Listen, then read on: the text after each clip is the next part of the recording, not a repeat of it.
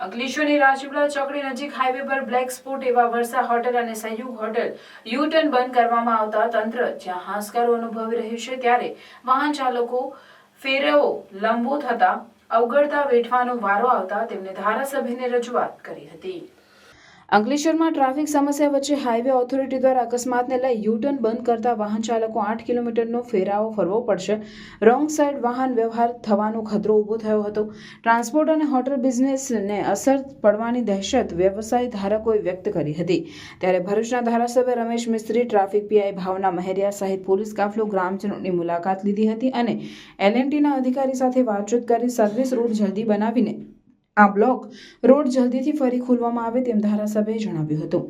વધતા જતા અકસ્માત પ્રમાણે વચ્ચે અંકલેશ્વર નજીક મોતાલી પાટિયા સહયોગ હોટલ યુટર્ન અને વર્ષા હોટલ યુટર્ન પર અકસ્માતનું પ્રમાણ વધ્યું હતું, જેને લઈ ટ્રાફિક સમસ્યા પણ સર્જાતી હતી। છેલ્લા 3 દિવસથી ત્યાં અંકલેશ્વર વાલિયા ચોકડી ટ્રાફિક સમસ્યા સામે ઝઝૂમી રહ્યો છે। આ વચ્ચે ટ્રાફિક નિયંત્રણ કરવા માટે તેમજ અકસ્માત ના સર્જાય તે માટે મોટો નિર્ણય લેતા હાઈવે પર બનાવેલા વર્ષા હોટલ યુટર્ન પર માટી નાખી તેમજ રોડ મટીરિયલ નાખી બંધ કરી દીધો હતો, તો સહયોગ હોટલ નજીક પણ યુટર્ન પણ બ્લોક કરી દેવામાં આવ્યો છે, જેને લઈ સુરત તરફથી આવતા વાહન ચાલકો વાલિયા ચોકડી નીચે ઉતરી જવું પડે અથવા તો વાહન ચાલકોએ યુ-ટર્ન માંડવા નજીક પેટ્રોલ પંપ પાસે આવેલ યુ-ટર્ન પર 8 કિલોમીટર લાંબુ અંતર કાપવું પડશે।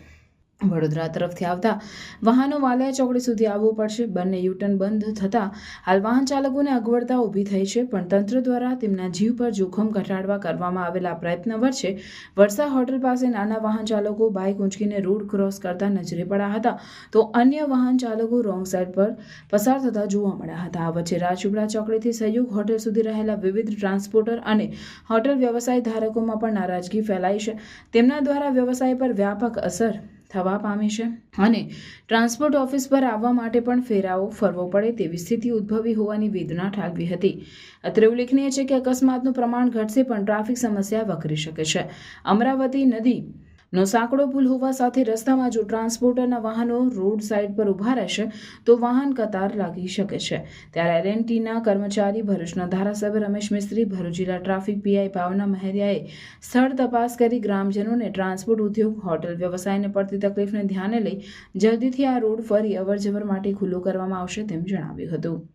આજે જિલ્લા ટ્રાફિક પીઆઈ, નેશનલ હાઈવે ઓથોરિટીના અધિકારીઓ, બંને ગામના સરપંચ આગેવાનોની હાજરીમાં ટૂંકા ગાળાના અને લાંબા ગાળાના અનેક પ્રકારના સોલ્યુશનની ચર્ચા કરવામાં આવી છે। સર્વિસ રોડનું કામ છે આગામી થોડા દિવસમાં ઝડપથી પૂરું કરવામાં આવે, જેના કારણે ગામના લોકો સર્વિસ રોડનો ઉપયોગ કરે અને એક્સિડન્ટની માત્રા ઘટે।